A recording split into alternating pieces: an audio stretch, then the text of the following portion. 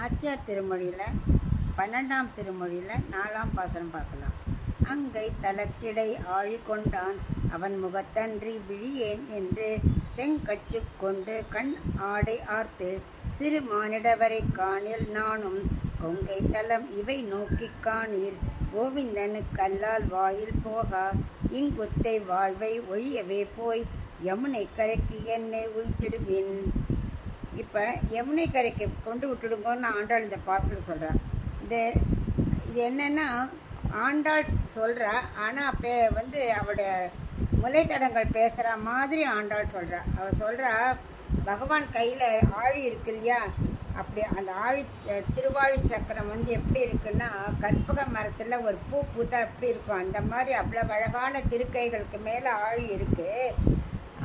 அவனை தவிர நான் வேறு யாரையும் பார்க்க மாட்டேன்னு அதோட திருத்தர முலைகள் சொல்கிறதான். அதனால் நான் அவனுக்காகவே நான் காத்துட்டுருக்கேன். சாதாரண மானிடரைக்கெல்லாம் நான் பார்க்கவே மாட்டேன் அப்படின்னு நான் சொல்கிறதான். அதனால் தாய்மார்கிட்ட சொல்கிறா, எத்தனை நாளைக்கு நான் இங்கே உட்காந்துட்டே பகவானை நினச்சேன்னு அவட திருவடியை நினச்சிட்டே இருக்கிறது. அதனால் என்னை இதை விட்டுட்டு என்னை யமுனை கரைக்கு கொண்டு விட்டுடுங்கோ. ஏன் யமுனை கரைக்கு சொல்கிறான்னா, அங்கே தானே பகவான் ஜலக்கிரீடை பண்ணார், அங்கே அவரோட திருவடி சுடர்கள்லாம் இருக்குமே. ஸோ அவர் ஆண்டாளுக்கு அங்கே போய் ஜலக்கிரீடை கிருஷ்ணரோட பண்ணணும்னு ஆசை. அதனால் தாயார்கிட்ட சொல்கிறா, என்னை யமுனை கரைக்கு வைத்திடுமீன் அப்படின்னு சொல்கிறா.